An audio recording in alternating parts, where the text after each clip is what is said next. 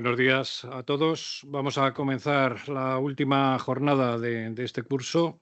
Espero que nos esté sirviendo a todos, por lo menos a mí personalmente. Me ha venido muy bien el repasar y el enterarme de muchísimas cosas que desconocía sobre cómo acceder a los datos de los registros. Eh, Quiero recordar que enviaremos el diploma a todos los compañeros que lo estáis siguiendo en remoto.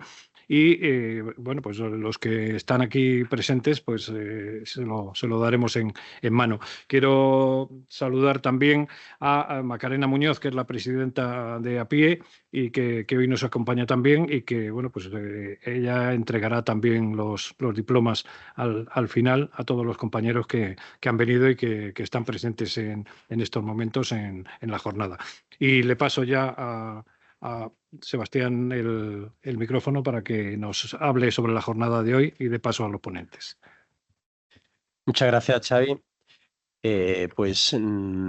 Como ya dijimos, esta es la tercera jornada. Si recordamos, dentro de este curso de Derecho Registral para profesionales de la comunicación, la primera jornada fue sobre registro de la propiedad, así como obtener la información registral y toda la parte de estadística que aparece en nuestra plataforma de Open Data. La segunda sesión fue centrada en el registro mercantil, el registro de bienes muebles y también cómo obtener la información y toda la estadística que sobre sociedades tenemos también en Open Data. Y esta tercera sesión vamos a hablar de distintas herramientas que tiene el Colegio de Registradores, que pone también a disposición de todos los ciudadanos y en especial también de los profesionales de la comunicación, como son, en un primer momento, el RETIR, el Registro de Titularidades Reales, y el Centro de Registro de Antiblanqueo, todo lo que conlleva, y por otro lado todas las distintas herramientas que hay sobre información gráfica que tenemos en el Colegio de Registradores. Para la primera parte, sobre el Registro de Titularidades Reales y el Centro de Registro de Antiblanqueo, tenemos con nosotros a José Miguel Tabarés, que es el vicedecano del Colegio de Registradores y también director del Centro de Registro de Antiblanqueo. José Miguel, muchas gracias. Cuando quieras. Hola, buenos días. Sí, como explicaba Sebastián, yo voy a tratar de dos cuestiones. Por un lado, el Centro de Registro de Antiblanqueo y por otro lado, las titularidades reales, el acceso a la información del registro de titularidades reales. Empezando por el Centro Registral Antiblanqueo.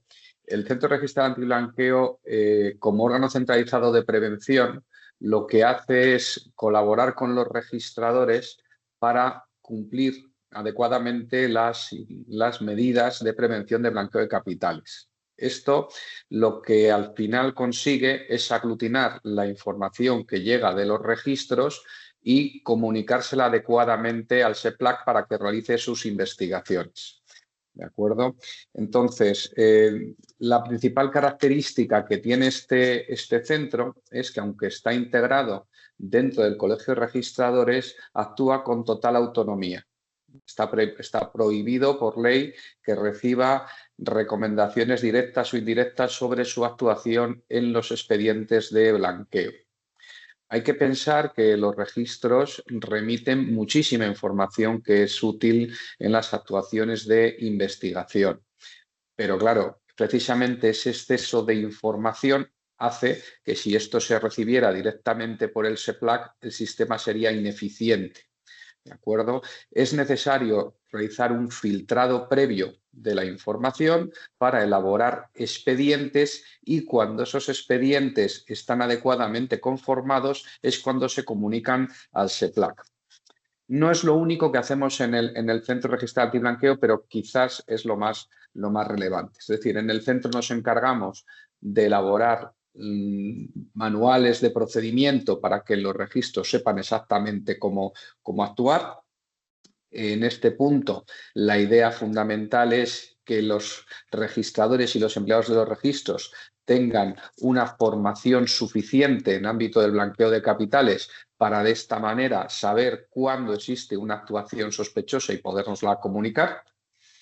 El centro lo que hace a su vez cuando recibe esta información es procesarla, unirla con otras informaciones, Anualmente lo que hacemos, y esto es lo que quizás llega al ámbito periodístico, es publicar el número de alertas que hemos recibido y el número de expedientes que hemos remitido al SEPLAC. Para que os hagáis una idea, estamos entre 25.000 y 30.000 alertas anuales, de las cuales pues, más de la mitad son de los registros mercantiles, cosa que tiene toda su lógica, porque si vas a crear un entramado de blanqueo de capitales, necesitas una buena estructura societaria que permita ocultar tus movimientos. Y luego llegan, por tanto, también las operaciones inmobiliarias, que es una operación que permite en algunas ocasiones blanquear efectivamente ese dinero obtenido de manera ilícita. Bueno, pues nosotros anualmente damos esta información. En alguna ocasión algún periodista nos ha solicitado específicamente la información en algún momento en el que estuviera tramitando algún tipo de noticias sobre la materia. Nosotros remitimos las últimas estadísticas que tengamos disponibles. Y de esta manera, con esas 25.000, 30.000 alertas, lo que vamos haciendo es crear expedientes. ¿De acuerdo? Estos expedientes tienen una vida que puede ser variable, y me explico.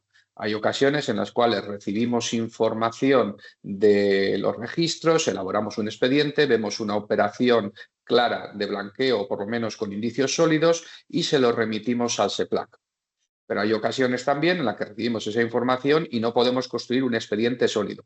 Al cabo del tiempo, lo normal es que las operaciones de blanqueo no sean unitarias, sino que existan múltiples operaciones para un mismo objetivo.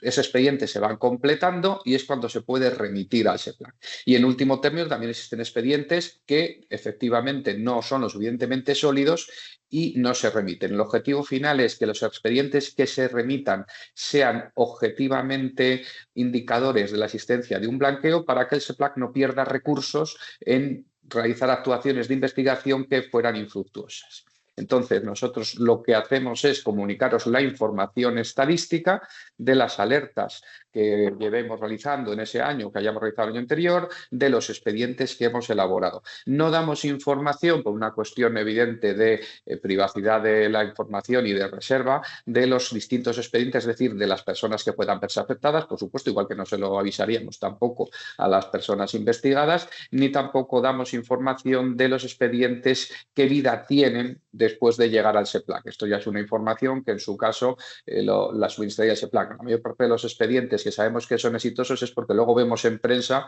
las distintas operaciones que sabemos que tienen relación con nuestras operaciones comunicadas. Pero esa información, que es muy habitual que nos los pregunten, ¿y qué expedientes se han remitido? Nosotros nunca informamos de aquellos expedientes que hayan sido exitosos y hayan dado lugar a una investigación con actuaciones procesales posteriores, como nuestra actuación es totalmente secreta, igual que no se le informamos ni siquiera a la Junta de Gobierno del Colegio de Registradores.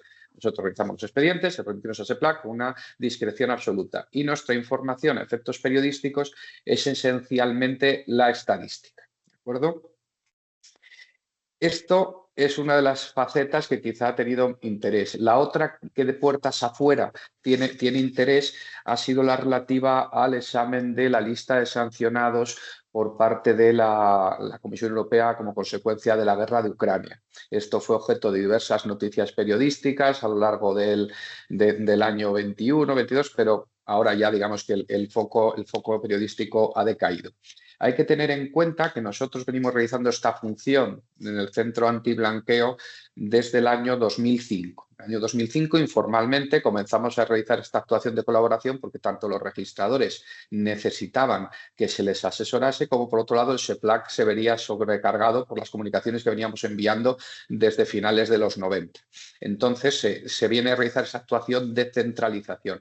A partir de ahí, no existe una norma expresa que regule el funcionamiento del Centro Registral Antiblanqueo hasta una orden de noviembre de 2015. Claro, es muy importante la fecha porque es justo después de la invasión de Crimea por parte de Rusia. Entonces, al regularse el órgano centralizado de prevención de los registradores, se regula también la función de examen de las listas de sancionados de la Unión Europea para bloqueo de los bienes, de tal modo que cuando se produjo la invasión y comenzaron a salir las sanciones a partir del año 2022, creo que es el 22, sí, 22. A partir del año 2022, efectivamente nosotros ya teníamos un procedimiento, ya sabíamos cómo seguir. No fue fácil porque os podéis imaginar los problemas que tiene identificar a personas de otros países cuando no se nos comunica el número de identificación fiscal. Pensad que la legislación europea lo que hace es identificar a los sancionados por nombre, apellido, porque generalmente solo tienen uno, y fecha de nacimiento.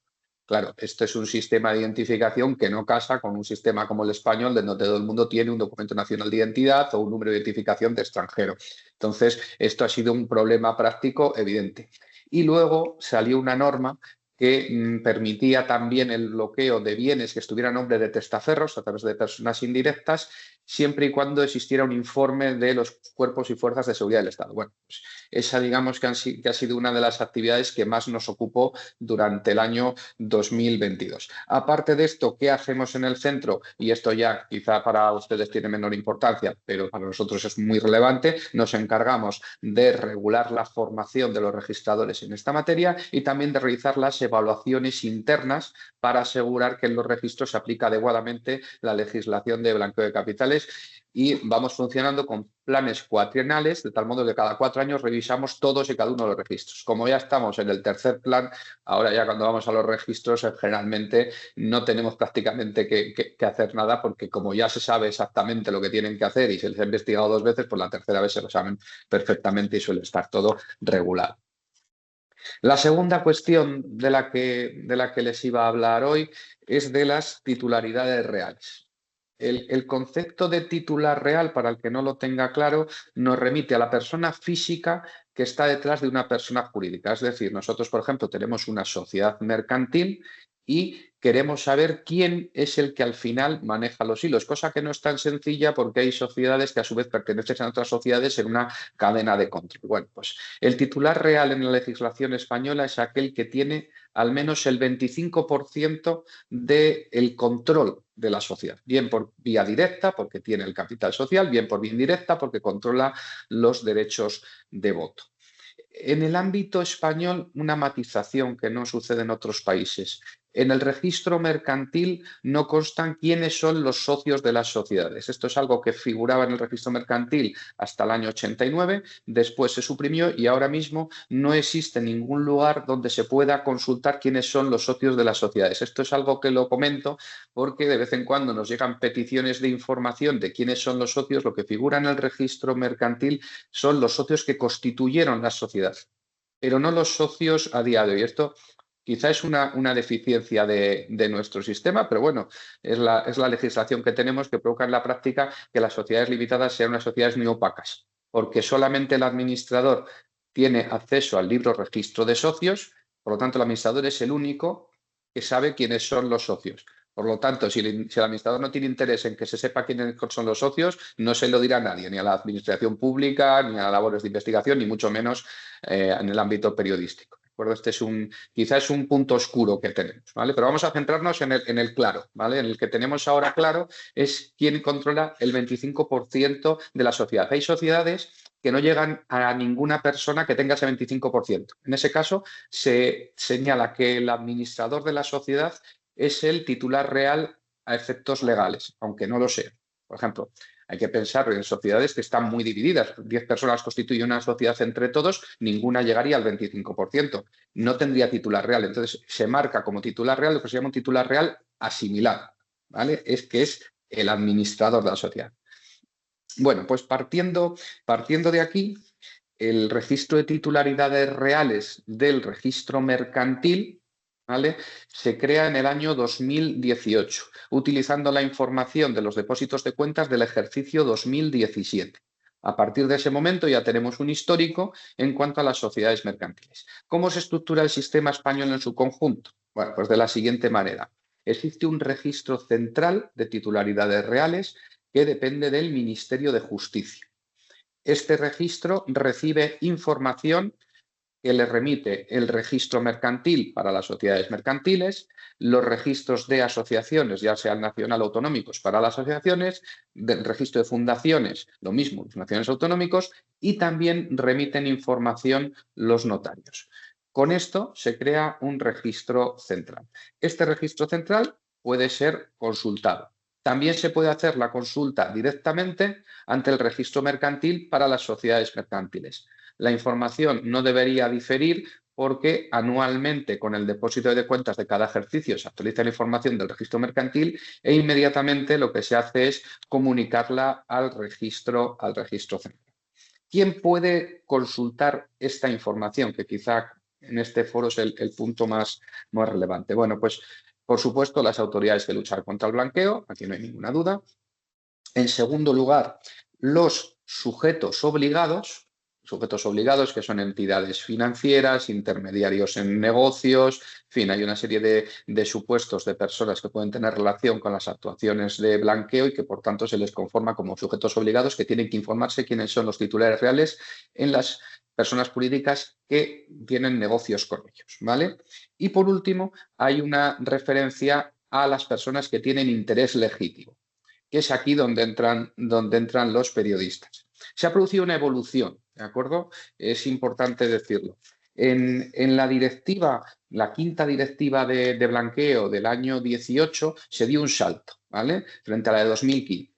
Se partía en la primera referencia al acceso de la información a aquellas personas que acreditasen el interés legítimo y en la directiva del 18 se habla del público en general, es decir, que el registro para la salida será abierto. Esto da lugar a un procedimiento ante el Tribunal de Justicia de la Unión Europea señalando si existe un conflicto con el derecho a la intimidad y el Tribunal de Justicia, en una sentencia 22 de noviembre del 22, dice que sí, que la directiva en este punto es nulo. No cabe un acceso para el público en general, sino que es necesario que exista un interés legítimo.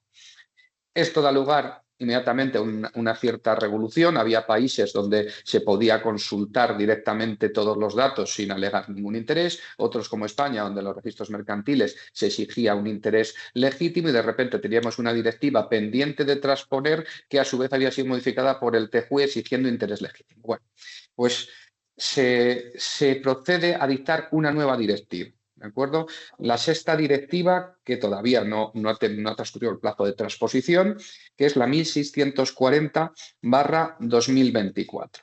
Esta directiva todavía no está en funcionamiento, ¿de acuerdo? Pero sí que establece con detalle quiénes son los que tienen interés legítimo. Tengo que decir que en este punto la legislación que tenemos vigente en España antes de la transposición ya es lo suficientemente extensa en este punto y quizá ha dado ya el paso que había que dar. Se regula en el caso de la legislación española en un Real Decreto que es el Real Decreto 609/2023, ¿vale? Y en concreto hay una referencia a los medios de comunicación que les leo. Dice, se presumirá acreditado el interés legítimo en el conocimiento de la información relativa a la titularidad real cuando se trate de medios de comunicación o de organizaciones de la sociedad civil que presenten relación con la prevención y lucha contra el blanqueo de capitales y la financiación del terrorismo. En este punto, no es que exista un derecho a conocer simplemente por ser periodista, pero sí cuando se trate de actuaciones periodísticas destinadas al blanqueo de capitales. Es decir, no ampara consultas realizadas en el ámbito de los medios de comunicación destinadas a conocer, por ejemplo, el patrimonio de una persona porque es famosa o porque se encuentra inmersa en algún tipo de cuestión noticiable. No, eso no. ¿Vale? Pero sí cuando la propia actuación se destina a la investigación sobre blanqueo de capitales. ¿De acuerdo? El artículo continúa diciendo, ¿vale? Dice, para ello estos medios u organizaciones presentarán ante el Registro Central de Titularidades Reales una solicitud inicial en la que deberán acreditar su condición de tales. Una vez aprobada esta circunstancia por la persona encargada del registro, designarán hasta 3 personas que puedan acceder al registro central de titularidades reales en su nombre y representación. Es decir, se parte de un sistema en el que es el medio el que solicita conocer esa información y luego designa 3 lógicamente 3 periodistas que son los que van a poder acceder, pero siempre vinculado al blanqueo de capitales y no a otras actuaciones digamos que tienen relación periodística, pero que no están justificadas en el blanqueo de capitales. Es decir, es un interés legítimo, reconocido a los medios de comunicación, pero matizado, no es un interés absoluto. La directiva que viene y que en algún momento habrá que transponer, hay plazo hasta julio de 2026, hace algún pequeño cambio en cuanto a la información que se puede conocer. Y me explico. El sistema que tenemos actualmente vigente en España, si hubiera una solicitud de un medio de comunicación, se le da información del titular real actual, ¿vale? Y solo de algunos datos básicos. Bien, la directiva mantiene los datos básicos, que van a ser el nombre, los apellidos, la fecha de nacimiento, porque en Europa siempre para identificación de las personas se vincula a la fecha de nacimiento, el país de residencia y el país de domicilio y el interés que tiene la sociedad, es decir, si es porque tiene el 25% del capital social o un control indirecto de la sociedad, pues porque es el administrador. ¿De acuerdo? Esta es la información que se va a dar. Actualmente, con la normativa vigente, se da la información a día de hoy, pero cuando se transponga la directiva, se va a dar también la información histórica, que claro, para estas labores para las que se concede esta información de elaboración de artículos periodísticos, muchas veces no es tan relevante quién es el propietario en estos momentos o quién controla en estos momentos una sociedad, sino quién la ha controlado en el momento en el que tiene relevancia para los hechos que se están investigando. ¿De acuerdo? Entonces, en ese punto.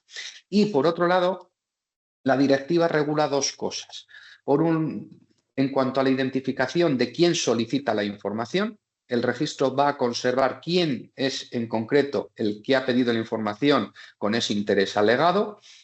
Y, por otro lado, como existe la posibilidad de que el titular real pida qué personas han consultado su información, matiza que cuando se trate de medios de comunicación no se informe de la persona concreta que ha realizado la petición. ¿De acuerdo?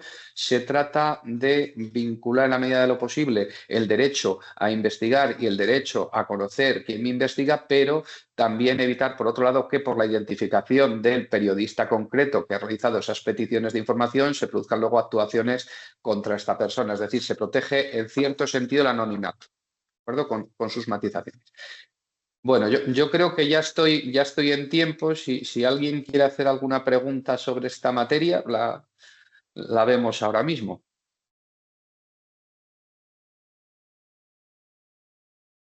Adelante, Javier. Sí. Hola, buenos días. ¿Me oye, verdad? Sí, buenos días. Buenos días, Luis Sánchez, periodista jurídico. Quería que nos pudiera concretar un poco el tema de los tiempos, es decir, desde que se empieza esa investigación hasta que se lleva al SEPLAC, un poco más o menos de qué estamos hablando. Gracias. Bueno, pues hay que fijarse en esto, que todo depende de los indicios que vamos recibiendo. Hay expedientes que una vez examinados y recibido el indicio prácticamente se pueden elaborar y remitir al SEPLAC y se remiten muy rápido. Pero hay otros que han estado latentes años. ¿Por qué? Porque nosotros cuando recibimos una serie de indicios y no podemos construir que exista una operación de blanqueo detrás, le dejamos en pausa. A lo mejor nos han llegado algunas informaciones de los registros mercantiles que son sospechosas, pero al final no encontramos un verdadero hilo del que tirar hasta que no se realizan a lo mejor operaciones inmobiliarias pues 2 o 3 años después en los registros de la propiedad. Es muy, muy variable. No hay una media porque cada supuesto es distinto y sin embargo hay casos muy claros que rápidamente en cuestión de unos meses el SEPLAC los tiene. Hola, buenos días. Una pregunta solo por curiosidad. Lo de los libros, el libro de socios de las sociedades limitadas, que no lo puede consultar nadie, entiendo que un juez podría llegar a consultarlo, o sea, tener acceso a él, ¿no? ¿O tampoco? El problema no es el acceso teórico. Es decir, un juez podría dictar una resolución por la cual se le entregue el libro de registro de socios y lo consulte. El problema es la práctica, porque cuando dicta la de diligencia, la sociedad le comunica que se ha extraviado, que ha sido robado. Incluso en alguna investigación que la policía o la Guardia Civil han llegado a encontrar el libro, ¿vale? Cuando han abierto el archivo, como el archivo en el registro no lo podemos abrir y se nos remite encriptado, resulta que estaba vacío. Era un archivo informático donde no había ni un solo dato de los socios, sino un archivo, pues eso, con pues un montón de X y ya está. Por eso digo que en la práctica luego es imposible. Y luego es muy complicado si lo que se pretende, por ejemplo, son operaciones de embargo de los bienes, porque claro, ¿cómo vamos a embargar unas participaciones que no sabemos de quién son? ¿Cómo protegemos a alguien que compre las participaciones que no sabe si tienen cargas o no tienen cargas? cómo obtenemos financiación utilizando las propias participaciones, que esto es algo que es muy útil, pero que en España no tenemos. Es decir, yo quiero hacer una inversión en mi empresa y le digo al banco, digo, bueno, ¿pero qué le entrego en garantía? Pues las participaciones de mi empresa. El banco dice, claro, pero es que me da usted unas participaciones y mañana se las vende a Pepito, se lo pone en su libro y me dice que no cobro y me he quedado sin nada. O sea, que esto tiene muchas derivadas y aunque haya una resolución judicial que decrete que tenemos derecho a que nos entreguen el libro de registro de socios y demás, pues luego en la práctica no es posible. Si no se quiere, si se quiere, sí, pero si se quiere, ¿para qué queremos la resolución judicial?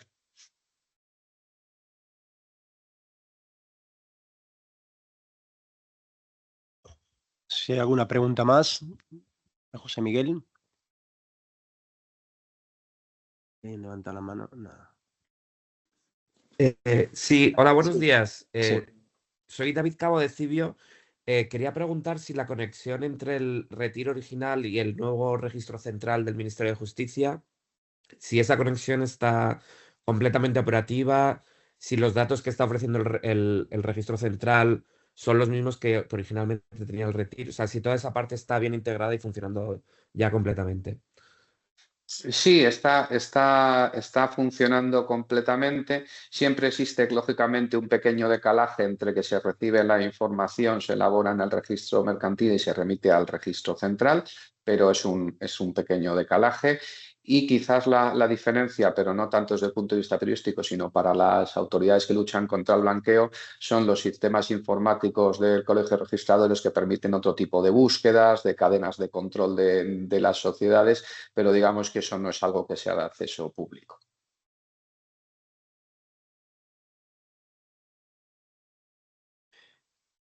Muy bien, pues muchísimas gracias, José Miguel, por tu explicación. Vamos a dar paso ahora a la siguiente parte de esta sesión, que la imparte Luis Benavides, que es el director de base gráfica del Colegio de Registradores, que nos hablará de las herramientas gráficas que pone a disposición el Colegio de Registradores, como son el Geoportal y el Portal Registral de Emergencias. Muchas gracias. Adelante, Luis. Buenos días a todos. Muchas gracias por estas interesantes jornadas. Voy a compartir una presentación que tengo para que la puedan ustedes ver. ¿Se ve bien? Sí. Vale, perfecto. Bueno, yo de lo que voy a hablarles es del Hub Registral de Información Jurídico-Gráfica. Nosotros, los registradores, llevamos trabajando más de 20 años con información gráfica, pero es desde 2015 cuando hemos empezado a integrarlo de una forma mayoritaria en nuestros registros de la propiedad, y gracias a eso hemos creado una serie de herramientas de las cuales les voy a explicar fundamentalmente dos: nuestro geoportal y nuestro portal registral de emergencias. Saben ustedes que el registro de la propiedad tradicionalmente se ha encargado de dar seguridad al tráfico inmobiliario, sobre todo desde un punto de vista jurídico, pero como decía, tenemos un problema en cuanto a incorporar información gráfica, que es la que permitía ubicar fincas registrales sobre el territorio nacional. Desde la Ley 13/2015 así lo estamos haciendo. Y eso permite la unión de ambas cuestiones, de la jurídica y la gráfica, que el registro de la propiedad verdaderamente se vaya convirtiendo, si no lo es ya, en el verdadero eje o la piedra angular del tráfico jurídico inmobiliario. Pero a todo esto nos dimos cuenta de que una geometría incorporada al folio registral y por tanto asociada a una finca registral se podía analizar o contrastar con información territorial de muy distinta naturaleza, como podía ser la medioambiental, urbanística o de riesgo potencial por catástrofes naturales. Y eso nos permitió crear, como digo, el Hub de Información Jurídico-Gráfica Registral, que es un ecosistema circular de información en el que podemos obtener todo tipo de información, por supuesto jurídica, como se encargaba ya o hacía ya el registro de la propiedad, pero además asociándole información gráfica. Son tres las herramientas que tenemos disponibles fundamentalmente para en nuestra home de bases gráficas. El primero es Geoportal, que nace como un visor web, es decir, toda base gráfica que esté en trámite o que se inscriba en el registro de la propiedad puede visualizarse en nuestro Geoportal, pero además es capaz de hacer muchas cosas, de las cuales veremos por la ubicación del registro competente. Obtención de información registral es otra forma de obtener información registral, quizás más visual, sobre información gráfica, y lo que es quizás la joya de la corona, si me permiten la expresión, que es el análisis de información territorial asociada. Por otro lado, nuestro GeoEdit Pro es una herramienta bastante técnica que permite generar, modificar, alterar, trabajar al fin y al cabo con información gráfica para su posterior acceso al registro de la propiedad. Y nuestro portal registral de emergencias es una herramienta específica que se enfoca en publicar las emergencias y desastres naturales que ocurren en nuestro territorio, para lo cual usamos la información del sistema satelital Copernicus. Las características fundamentales es que son herramientas de acceso totalmente libre y gratuito y que pueden ser muy útiles en la labor periodística de investigación cuando se trata de fincas registrales, pues a través de las mismas se pueden obtener tanto información, como digo, jurídica, como información gráfica. Lo primero que vamos a ver en nuestro geoportal, registradores, y veremos búsqueda de geometrías, localización de registro, obtención de información registral y el análisis de información territorial asociada. Esta es nuestra portada, la portada de nuestro geoportal, y aquí nos vamos a centrar en la búsqueda de fincas y registros competentes. Como ven ustedes, hay una pestaña donde pone inmuebles que nos conducirá al sistema de búsqueda de inmuebles. Podemos buscar fincas y geometría bien por su dirección, por referencia catastral, por el código registral único que identifica una finca inequívocamente en todo el territorio nacional, o por localización del mapa, es decir, directamente navegando sobre los distintos visores o mapas gráficos que tenemos instalados en Geoportal.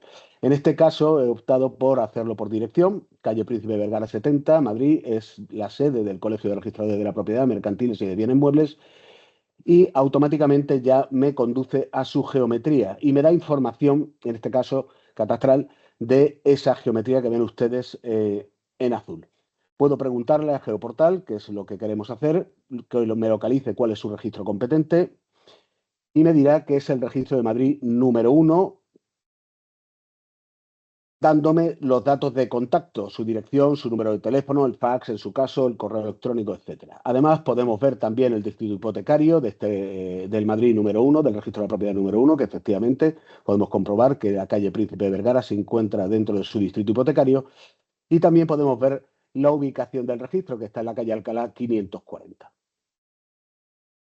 Pero Geoportal, además, está construido para ofrecer información. En primer lugar, podemos comprobar simplemente, echando un vistazo en el visor, qué geometrías están en trámite en un registro de la propiedad o aquellas que ya están inscritas. Nosotros tenemos en rojo todas aquellas que están en trámite y en verde las que están inscritas. Pero esto se quedaría cojo si no ofrecemos la posibilidad de obtener información más precisa de la geometría que está en trámite o que está inscrita en el registro de la propiedad. Y eso también podemos hacerlo a través de Geoportal. Podemos clicar aquí, que nos dará acceso a todos los comandos de actuación que tiene Geoportal, análisis con catastro, análisis gráfico, localización de registro, etcétera, y pedirle información sobre una geometría concreta. Y nos dará la información registral disponible de esa representación gráfica que está en trámite, su asiento de presentación, el tipo de identificador, qué operación registral es, el asiento de presentación, etcétera, y su CRU o código registral único, su superficie, etcétera. Si está inscrita esa geometría, pues nos ofrecerá la misma información, pero esta es información ya que consta en los folios registrales de la finca en cuestión. Pero también fundamentalmente, y esto es lo que quizás más les interese, luego también lo veremos con el portal registral de emergencias, se puede obtener directamente nota simple, información registral, es decir, certificación registral. En esta geometría, por ejemplo, podemos clicar en solicitar nota simple, nos saldrá la comprobación RECAPTCHA y nos conducirá a nuestro sistema de petición de información registral vía web, que como saben ustedes lo tenemos en la sede de registradores, es decir, el sistema de publicidad registral telemática, y podremos obtener una nota simple de esta finca. Ahora nos vamos a ir a Madrid, también, o permanecemos en Madrid, a la zona Cañaveral, y lo que vamos a examinar o vamos a ver es el análisis cartográfico, es decir, el análisis de contraste que permite hacer Geoportal. Igualmente acudimos o clicamos sobre el punto que nos permite acceder a los comandos y en este caso solicitamos el análisis cartográfico de esa geometría en concreto, que como ven ustedes está en verde, es decir, consta ya inscrita en el registro de la propiedad. Se calcularán todas las limitaciones administrativas y nos ofrecerá varias posibilidades de información. Tengan ustedes en cuenta que nosotros analizamos cualquier geometría contra más de 300 capas de información gráfica. Podremos obtener un informe global resumido, es decir, aquí lo que nos va a dar es un índice de todas aquellas cartografías que pueden incidir o relacionarse con esta geometría en concreto. podremos obtener un informe global completo que no les voy a enseñar porque dependiendo de la información gráfica de la zona, el informe puede alcanzar, particularmente, por ejemplo, en Madrid, hasta las 370 páginas. Por otro lado, podemos seleccionar alguna de esas capas gráficas para hacer un análisis particular contra esta, porque, por ejemplo, solo nos interesa saber bueno, cómo incide el urbanismo en esta representación gráfica o el dominio público marítimo terrestre, y podremos obtener un informe específico. Y finalmente tenemos dos opciones. Una, la posibilidad de descargar ese informe en PDF y otro, cargar el análisis en el mapa, es decir, directamente en el visor. Todo esto lo vamos a ver en distintos ejemplos. ¿Cómo ofrecemos la información? Porque esto quizás desde el punto de vista periodístico les interese para saber qué es lo que pueden obtener y cómo. Nosotros obtenemos siempre la información vía servicios web, WMS, WFS, es decir, no incorporamos la información gráfica a ninguna base de datos porque pesa mucho y ralentiza los procesos, sino que directamente nos conectamos con la base de datos con la que queremos hacer el análisis, sea ministerial, sea de un ayuntamiento o sea de una comunidad autónoma. ¿Qué es lo que analizamos? Pues somos capaces de analizar cualquier geometría, tanto las que están inscritas, catastrales, alternativas a las catastrales, es decir, elaboradas por un técnico, e independientemente de que estén asociadas o no a una finca registral. ¿Contra qué hacemos el análisis? Que antes lo mencionaba. Contra más de 300 capas gráficas de procedencia estatal, autonómicas, tenemos incluso alguna provincial y municipales. ¿Y qué tipo de información proporcionamos? Podemos proporcionar información de invasión o emisión si el análisis lo hacemos contra un polígono cerrado, ofreciendo un porcentaje de afección. Ocurre, por ejemplo, cuando se analiza contra una geometría de un monte público, porque es un polígono cerrado. De inclusión si la geometría analizada se encuentra dentro de la zona georreferenciada de análisis, por ejemplo, si estamos hablando de peligros sismológicos, terremotos, desertificación, incendios. Información de intersección cuando el análisis se hace contra una línea geográfica, ocurre por ejemplo con el dominio público marítimo terrestre, o de proximidad, cuando se calcula la distancia que guarda la geometría con la zona delimitada gráficamente y que es objeto de análisis. Volvemos a la zona de los cañaverales y aquí empezamos a pedir información, por ejemplo, y queremos, fundamentalmente estamos interesados en la información urbanística, así que pedimos la capa de usos de suelo que nos proporciona el Ayuntamiento de Madrid, cargamos la información en el visor y podemos solicitar el informe en PDF. Y aquí nos va ya ofreciendo información sobre la intersección o de qué forma los usos de suelo de Madrid intersectan con esta geometría. Tenemos las anotaciones gráficas del informe. ¿Por qué son importantes estas anotaciones? En primer lugar, porque te va a informar de la fuente de donde hemos obtenido la información, de la fecha de actualización de la cartografía que estamos empleando y el enlace al servicio con el que hacemos el análisis. Seguimos con la información urbanística, expedientes de urbanización del Ayuntamiento de Madrid, cargamos la información en el visor y podemos obtener la información que nos ofrece el nombre, el número de expediente, etcétera. Aquí ya acudimos a la Comunidad Autónoma de Madrid, ordenanzas de planeamiento, cargamos y nos descargamos el informe en PDF, así como también la leyenda para poder interpretar bien o de forma correcta lo que estamos viendo en cada uno de los informes, o sistemas de información urbana, capa que proporciona el Ministerio de Vivienda y que también la tenemos disponible. Tenemos que tener en cuenta que los análisis cartográficos que les estoy mostrando podemos hacerlo a través de Geoportal, también a través de GeoEdit, que es la herramienta gráfica a la que hacía referencia, y también una herramienta que tenemos que es Rediget, el registro digital del edificio, que no se lo voy a enseñar en esta exposición, pero que me tiene a su disposición para enseñársela en otro momento. Nos vamos ahora al complejo universitario de la Universidad de Las Palmas de Gran Canaria. Como ven, abarcamos todo el territorio nacional. Y aquí lo que vamos a hacer es pedir contextos. Básicamente es el mismo análisis gráfico que hemos hecho o que hemos visto anteriormente en Geoportal. Y nos dará información de todas las capas que pudieran verse o afectar a esa geometría. Pedimos el análisis de todo, el programa o la aplicación empezará a analizar e inmediatamente nos dará en verde todas aquellas que intersectan o afectan a esa geometría o en amarillo aquellas que no le afecten.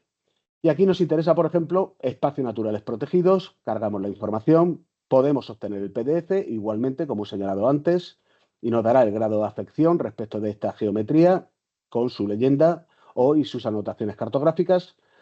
Pero también aquí hay un añadido, que es que podemos consultar la legislación que resulte aplicable en función de la capa gráfica que estemos empleando, y podrá conducirnos a los enlaces BOE o de los boletines oficiales de cada una de las comunidades autónomas.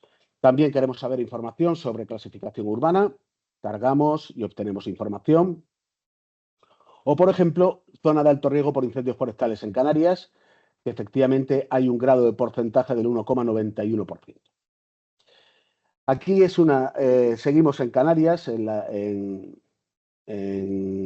la avenida de Canarias, en Las Palmas de Gran Canaria, pero lo que nos interesa exclusivamente es saber cómo esta geometría intersecta o se ve afectada por el dominio público marítimo terrestre.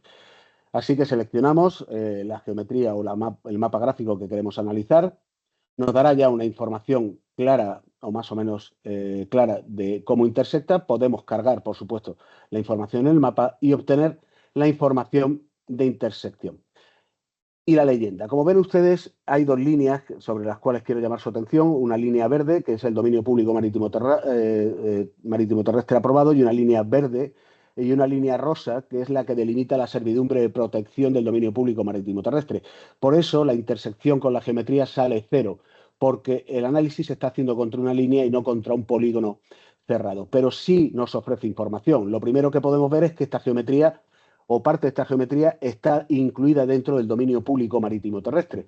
Y por otro lado podemos ver cómo es la porción de geometría que está incluida entre la línea rosa y la línea verde, está incluida en la superficie dedicada a servidumbre de protección del dominio público marítimo terrestre. Esto es importante porque a la hora de edificar sobre esta parcela, si fuera el caso, probablemente se haga falta un permiso especial concedido por Costas. Esto te permite ya tener información previa a la hora de ejercitar algunas de las facultades integrantes del dominio, como particularmente la de edificar sobre tu finca. También tenemos a través de Geoportal los análisis de riego. Tenemos cargadas muchas capas relativas a posibles riegos potenciales, tanto de incendios como, por ejemplo, de avenidas de agua o de retorno de aguas. Aquí nos acudimos a San Jaume de Enveja y queremos analizar, por ejemplo, zonas inundables asociadas a periodos de retorno de 50 años. Podemos cargar y descargarnos el PDF, a periodo de retorno de 10 años, zonas de flujo preferente del río Ebro, también zona inundable de origen marino, es decir, el retorno marino a 100 años o a 500 años. Es decir, una información completa en cuanto a las posibilidades de inundación que pudiera tener esta parcela, que por desgracia en los últimos días con tanta relevancia se está poniendo de manifiesto en los medios de comunicación. También tenemos información de otro tipo, como decía, de tipo de riego. Aquí nos vamos a una parcela en La Rioja, por ejemplo, zonas de exclusión de parque eólico, en la que nos da información sobre la intersección. En realidad, esta capa tiene que ver con la protección de aves. Riego de incendios, también tenemos esta capa disponible en La Rioja, o incluso riego de nevadas, en las que nos dará información sobre la intersección, los días que puede estar nevada esta parcela. Es decir, toda esta información está disponible para el público o para todo aquel que quiera consultarlo, incluidos, por supuesto, ustedes. Aquí nos vamos a Lorca, Murcia, y queremos ver dos cuestiones que nos parecen especialmente relevantes. Los mapas de riego sismológico. Como saben ustedes, en Lorca está por debajo o discurre por debajo una falla que provoca con relativa frecuencia terremotos. Uno muy grave tuvo lugar hace relativamente pocos años. Y cargamos la capa y nos da información sobre el riego sismológico que tiene esta geometría, pero también mapa de riego de certificación, importante si quieres establecer algún tipo de empresa dedicada a productos agrícolas. Y nos da información. ¿Cómo interpretamos esta información? Pues sabemos que la finca se encuentra en una zona de riego bajo o medio de certificación a corto o medio plazo, pero en realidad se encuentra muy próxima a zonas de riego alto o muy alto. En el portal registral de emergencias, que es la segunda cuestión que quería enseñarles, también es de acceso gratuito, obviamente, y totalmente libre. Nace como consecuencia de la erupción del volcán de La Palma, en el que el decreto del gobierno 2021 impuso a los registradores una serie de medidas que desde el punto de vista gráfico se centraron en tres. La primera era que se pudiera ver en tiempo real cómo evolucionaban las coladas del volcán, para lo cual acudimos al sistema Copernicus, que ya empleamos de forma general para que se pudiera visualizar cómo avanzaban las coladas del volcán. En segundo lugar, la identificación de fincas registrales sobre las coladas del volcán, la superficie afectada por las coladas del volcán, son las que ven ustedes en verde. Y la parte más complicada era la identificación de fincas registrales en general sobre el parcelario catastral, lo cual nunca se había hecho, pero acometimos esta labor y creo que puedo decir que lo hicimos con bastante rapidez. Y empezamos a localizar fincas registrales sobre la superficie afectada por el volcán. El resultado fueron unas 1.540 fincas registrales sobre aproximadamente unas 5.500 parcelas catastrales. De esta idea nació el portal registral de emergencias para extender su aplicación a cualquier emergencia que pudiera afectar una parte importante del territorio. De tal manera que podemos cargar información, erupciones volcánicas, esperemos que no haya muchas más, incendios forestales y, por desgracia, últimamente inundaciones a consecuencia de las danas o las distintas borrascas que nos están afectando. Podemos buscar por referencia catastral, CRU y dirección, también por el tipo de emergencia, su nombre, tipo o el estado, si está activa o inactiva, o directamente señalando alguna de las emergencias que tenemos cargadas, volcanes, incendios, inundaciones, etc. Esta es la visualización de la erupción del volcán de Cumbra Vieja. Aquí ya podemos obtener la información básica de dónde obtenemos la información, Copernicus, la URL, la fecha de cuando se cargó la emergencia y tanto el área afectada como las fincas o parcelas afectadas. Como decía, 1.540 de unas 5.566 parcelas catastrales, un 27 y pico %. Y tenemos, por supuesto, la dana, tenemos también, perdón, el incendio de Tenerife, que tuvo lugar en el año, hace un par de veranos, o el verano pasado, en 2023. En estos tiempos, después del volcán, lo que nos hemos preocupado fundamentalmente es afinar la herramienta de tal manera que la carga de información sea lo más rápido posible en el momento que Copernicus realiza la publicación de la zona afectada. Se declaró el 15 de agosto, lo cargamos el 21 y el incendio en realidad se controló el 24, 12.000 de agosto, 12.300 hectáreas, 10 días, casi el 6% de la superficie de Tenerife, 364 fincas, no es mucho, un porcentaje bastante escaso, y afectó a 5 registros de la propiedad, Puerto del Rosario, Tenerife 4, Guimar, La Orotava, donde había fincas muy grandes de hasta 700 800 hectáreas, o Tacoronte. Y por supuesto tenemos cargado la dana, que tanta desgracia ha causado. Esta es el área de Paiporta, con la geolocalización de fincas que hicimos, las inundaciones que empezaron el 29 de octubre, nosotros empezamos a publicar información el 4 de noviembre, y aquí hemos sido capaces de localizar 160.000 fincas de 171.000 fincas, es decir, un porcentaje altísimo. Tengan ustedes en cuenta que la localización de fincas registrales se basa en la información que tiene el propio archivo registral de cada uno de los registros y varía mucho en función de si la zona es urbana o rústica o si el terreno o el distrito hipotecario sobre el que se hace el análisis es rico en cuanto a las parcelas, bien de un nivel urbanístico o a nivel agrario, o no lo es tanto. Pero también hicimos otra labor, que era localizar todas aquellas fincas registrales que tuvieran algún tipo de construcción y nos permitió sacar información de este tipo, viendo que había parcelas o había más de 100.000 edificios afectados, de los cuales había aproximadamente unos 61.000 viviendas afectadas, un 60%.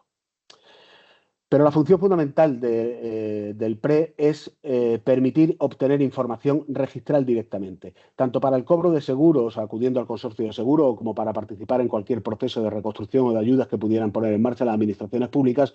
Hay que justificar la titularidad de tu finca y la única forma de hacerlo es a través del registro de la propiedad. De tal manera que el PRE permite obtener información registral de forma directa, navegando incluso directamente sobre los visores. Para ello existe un botón en el cual se acude a Geoportal y podemos localizar tu registro, al igual que hemos visto antes. En este caso es una finca en La Palma y es el registro de Santa Cruz de Palma y Mercantil, o solicitar información registral acudiendo a la página web. En el caso de Valencia, sin embargo, hay una particularidad porque a la hora de pedir información se arbitró un sistema específico de petición de notas simples, totalmente gratuito a través del decanato, de tal manera que hay que acudir al decanato de Valencia o acudir a los medios que se publican en el portal registral de emergencias para obtener la información. Eso no impide, sin embargo, que la geometría pueda analizarse en Geoportal. Y aquí, por ejemplo, podemos ver el análisis de Patricova, es decir, del Plan de Acción Territorial por riesgo de inundación de la Comunidad Valenciana, en el cual nos dará la información de intersección. Y lo último que quería enseñarles es que toda esta información que vamos aglutinando, jurídica y gráfica, y la asociación entre información gráfica e información registral, nos permite elaborar a nosotros, al Servicio de Bases Gráficas del Colegio de Registradores, mapas de riesgo sobre fincas inscritas. Así, por ejemplo, la primera que quiero enseñarles es el mapa de riesgo de inundaciones sobre fincas inscritas. El área de análisis es Aldaya, en Valencia, muy afectado por la DANA, y geolocalizamos las fincas que existen en su distrito hipotecario. Y sobre esto podemos sacar cuántas fincas se encuentran afectadas por probabilidad alta, frecuente, media o baja de inundación. Todo eso se genera una serie de informes que hemos proporcionado a la Generalitat Valenciana, así como al Ministerio de Vivienda, para que tengan información sobre las fincas registrales que pudieran verse afectadas por una inundación. Y el segundo mapa que me gustaría enseñarles es el de fincas registrales en zonas forestales. Este es un trabajo que hemos desarrollado como consecuencia de la normativa europea en materia de forestación, pero que nos puede servir, y de hecho nos va a servir, para elaborar mapas de riesgo por posible incendio forestal. Esta es la zona de análisis, en el distrito de Talavera de la Reina 2, es mi registro de la propiedad, y hemos localizado 6.745 fincas registrales sobre aproximadamente unas 66.000. Si eso lo ponemos en conexión con los mapas de riesgo por incendio forestal de Castilla-La Mancha, podemos obtener que esta finca en particular tiene un alto grado o grado extremo de incendio. Todo eso nos servirá para elaborar capas gráficas de riesgo. Pero además hemos sido capaces de identificar las fincas registrales por el tipo de especie arbórea predominante que tenga, lo cual parece una tontería, pero no todos los árboles arden igual. Y en el caso de mi registro, por ejemplo, el mayor número de fincas está plantado de Quercus ibex, que es básicamente la encina de toda la vida. Y esto es más o menos lo que quería enseñarles de cómo estamos trabajando con información gráfica y cómo la información gráfica unida a la jurídica puede proporcionar una información muy importante a la hora de tomar decisiones estratégicas o incluso en la labor que ustedes realizar algún tipo de investigación periodística con relación a alguna finca registral y poniendo en relación con la geometría que se encuentra asociada a la misma. Y si tiene usted alguna pregunta, pues estoy a su disposición.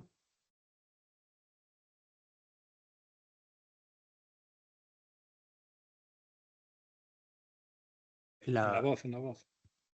Hola, buenos días. Muchísimas gracias por su información. Soy Carlos Berbel de Confilegal. O sea, si yo fuera, por ejemplo, un comprador de una finca concretamente que está en una zona, pues, que me han dicho que es inundable y demás, o que también tiene peligro de incendio y tal, entrando en el geoportal entiendo que obtendría esa información, que efectivamente ese chalet o esa vivienda se encuentra en una zona que es inundable, que evidentemente condicionaría mi interés de compra, o que también puede haber riesgo de incendio. Lo entiendo así, ¿no? Exactamente. La operativa, si yo fuera usted y estuviera interesado, es introducirme en Geoportal, buscar la geometría por el visor, simplemente buscar la casa o el chalet donde estuviera interesado, seleccionar su geometría, pedir a Geoportal el análisis gráfico y dentro de ese análisis gráfico daría información sobre si esa geometría y por tanto esa finca se encuentra afectada por algún tipo de riesgo por inundación o por algún riesgo de incendio forestal. Exactamente. Perfecto, gracias.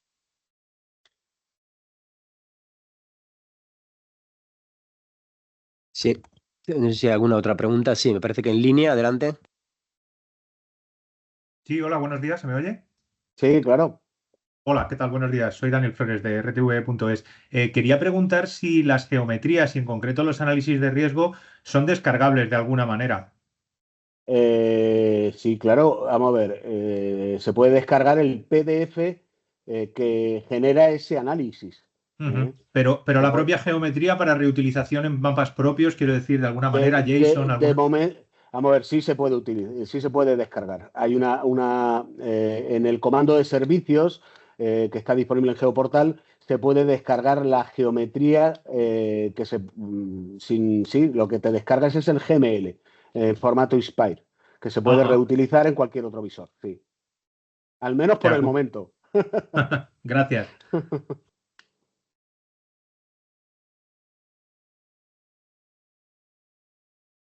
No sé si hay alguna otra pregunta. Sí, aquí en la sala. Hola, soy Pilar Blázquez. Yo estoy intentando hacer la prueba según nos estaba contando y me estoy perdiendo un poco en el geoportal. No sé si nos podría decir, por ejemplo, en el caso de este inmueble que hemos puesto el ejemplo antes, cómo se puede, o sea, siguiendo, una vez que pones el inmueble y está localizado, Sí. cómo se piden los diferentes informes. Vamos a ver, una vez seleccionada la geometría, hay 3 puntitos al lado de la geometría que es, digamos, la llamada a todos los servicios que hay. El análisis se denomina análisis cartográfico. Es decir, que ahí, una vez seleccionado el análisis cartográfico, te conduce a la página donde encuentras todo el análisis que haya realizado Geoportal. Tendría que dar una sesión práctica de cómo utilizar Geoportal, pero es bastante intuitivo a la hora de hacerlo. Lo que pasa es que, bueno, sí requiere como todo su práctica. De todas maneras, como he dicho antes, el acceso a Geoportal o a GeoEdit es totalmente libre y gratuito. Es decir, que les animo a que, bueno, prueben y en cualquier caso, si encuentran alguna dificultad, tienen toda mi disponibilidad para enseñarles cómo funciona y hacerles bueno, una demostración en tiempo real de cómo funciona Geoportal. Ok, gracias.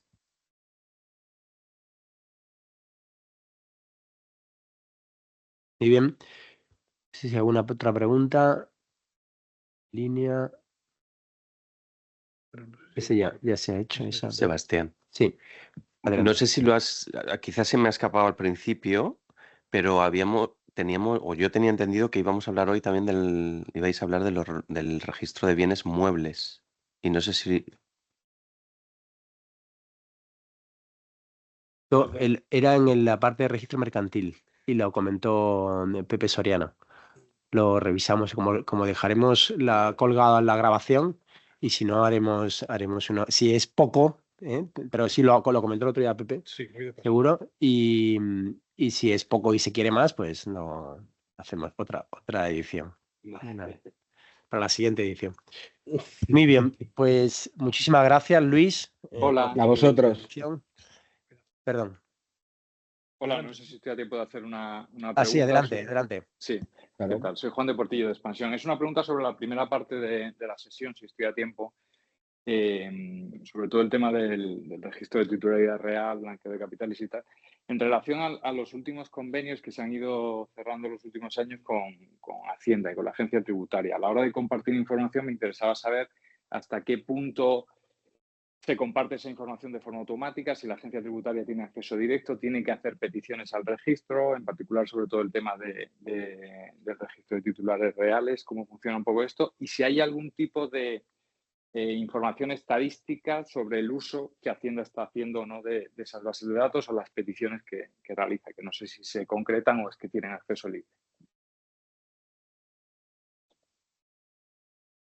Creo que José Miguel ya no está conectado, pero en cuanto a cómo accede, hay convenios con distintas entidades, sobre todo con los sujetos obligados, para acceder al RETIR, en el caso del registro de titularidades reales de los registradores, y tienen un acceso, pues igual, vamos, pues todo lo que marca la normativa como sujetos obligados. Se exige además para determinados de ellos, como las entidades de crédito, pues unas determinadas condiciones de capital, etcétera, de entidad, que no cualquiera puede hacerlo. La firma de ese convenio para el acceso directo. Y luego, en cuanto a las estadísticas, entiendo que no, del consumo que hacen o de la información que se le da, en concreto a Hacienda, etcétera, no. Es un registro que se abre para todos y en ese sentido, vamos, para lo que tienen el convenio y el uso que den de la información, que hagan de la información, pues nosotros no tenemos acceso. Por lo menos no se publican estadísticas en ese sentido. No sé si con esto queda solucionado o Sí, responde a la básicamente. pregunta. O sea, me queda la duda de si la agencia tributaria tiene que presentar algún tipo de justificación sobre su interés real, como podemos... No, en principio, en el si caso está periodístico, o ellos simplemente pueden pedir con el información convenio, lo que se autorizada. hace es eso, es decir, pues entender que tiene la legitimidad para solicitar esa información, para acceder, y si es Hacienda, vamos, no sé, la tiene toda, ¿no? En principio, para accederlo. Así que no hay que hacerlo en cada petición, digamos. Yo lo que sí Muchas haría gracias. sería una petición al Colegio de Registradores, y es que como nos hemos quedado un poquito con ganas de conocer un poquito más ese portal, pues si nos pudiera hacer una pequeña presentación, alguna cosa, y mandárnosla por correo a los que hemos participado en el curso, y así nos hacemos una idea del asunto. Con el portal, con el Con el de bienes muebles. Con el de bienes muebles. Sí, vale. Y así terminamos. Pues hacemos un repasito. Muy bien. Muchas Hacemos gracias. una presentación de bienes muebles que sea, o que grabe un pequeño vídeo y lo colgamos junto a los otros, una cosa así. Y luego, como de aquí pues saldrán cuestiones que hay que profundizar más o que han generado más interés, pues también de ahí se puede sacar una idea para lo que podría ser una segunda edición de este curso. De todas formas, bueno, las 3 jornadas van a quedar colgadas en internet y las podremos ver en cuanto las hayan editado y estén pendientes. Así las podremos repasar tranquilamente, y quien no las haya podido ver, pues que las vea con tranquilidad. Muy bien, pues reitero el agradecimiento a Luis, a José Miguel por la sesión de hoy, a todos vosotros por la asistencia, como hemos comentado antes, puntual y continua y constante en las 3 sesiones que hemos tenido. Como bien ha dicho Chevy, quedará las sesiones grabadas, colgadas a disposición de los que no han podido asistir o de los que quieran volver a verlas. Y cerramos ya esta tercera sesión.